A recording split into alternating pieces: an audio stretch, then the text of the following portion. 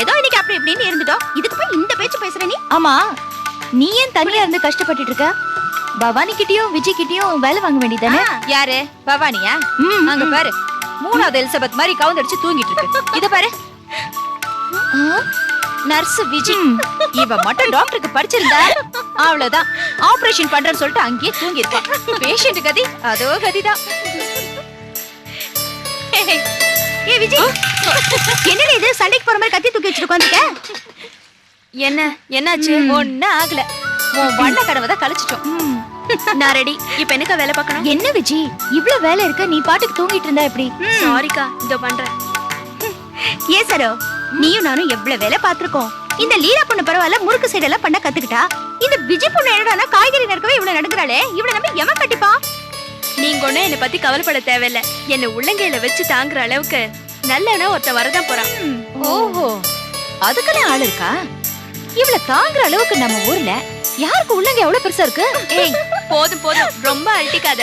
உங்க மூஞ்சில எல்லாம் கரிய பூசுற அளவுக்கு எனக்கு ஒரு நல்ல புருஷன் வரதான் போறான். ஏக்கா, எனக்கு ஒண்ணு தோணுது. என்ன? விஜய்க்கு அவ்வளவா சமைக்கவும் தெரியாது. நம்ம 3 பேர் மூஞ்சிலயும் கறி பூசுறவன் தான் புருஷனா வருவான்னு சொல்றா. எனக்கு என்னமோ விஜய்க்கு ஒரு சமையல்காரர் தான் புருஷனா வருவான்னு தோணுது. என்னைய வர்றீங்களா? சரோக்காவும் தனக்காவும் பெரிய டாக்டரையும் இன்ஜினியருமா கல்யாணம் பண்ணிருக்காங்க. காய்கறி விக்கிறவனையும் சோடா விக்கிறவனையும் தானே கல்யாணம் பண்ணிருக்காங்க. காய்கறி விக்கிற ஆளுக்கும் காய்கறி சமைக்கிற ஆளுக்கும் அவ்வளவு பெரிய வித்தியாசம் ஒண்ணும் இல்ல, ஒரு சின்ன வித்தியாசம் தான். ஏய், இந்த முறுக்கு பாரு, இவ்வளவு அழகா வந்திருக்கு. முறுக்கு நல்லா வந்தா மட்டும் பத்தாது, டேஸ்டும் நல்லா இருக்கணும். ஒரு வார்த்தையிலே எவ்வளவு அழகா தத்துவம் சொல்லிட்டா. அக்கா, நானும் முறுக்கு வச்சு ஒரு தத்துவம் சொல்லட்டுமா? என்ன தத்துவம்? முறுக்குக்கும் மனுஷ வாழ்க்கைக்கும் ஒரு ஒத்துமை இருக்கு. என்ன ஒற்றுமை? இப்போ முறுக்க நாம எங்க ஆரம்பிக்கிறோம் எங்க முடிக்கிறோம் தெரியாது இல்லையா? அதே மாதிரிதான் மனுஷ வாழ்க்கையும். அப்பா, என்ன தத்துவம்! இப்ப பாத்தீங்களா, போன செகண்ட் வரைக்கும் முறுக்கு என் கையில இருந்துச்சு. இப்போ என்னாச்சு? முறுக்கு கை தவறி கீழே விழுந்துருச்சு. அதே மாதிரிதான். அப்பப்பா, ஒரு தத்துவம் சொல்ல சொன்னா 2 தத்துவம் சொல்றா பாரு. ஒரு தத்துவம் நானா சொன்னது, இன்னொரு தத்துவம் தீபாவளிக்கு இலவச இணைப்பு.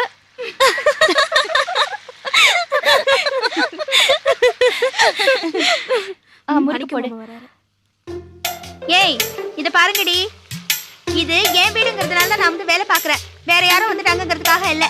இது எங்களுக்கும் தலை தீபாவளி.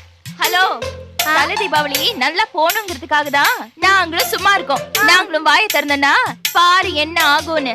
என்ன என்ன ஆகும்? என்ன வாய் திறந்தா என்னடி ஆகும்?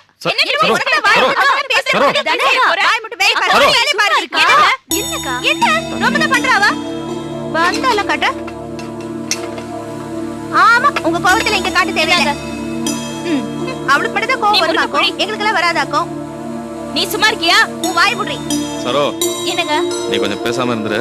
அதான் நல்லதுன்னு எனக்கு தோணுது. பேச்சு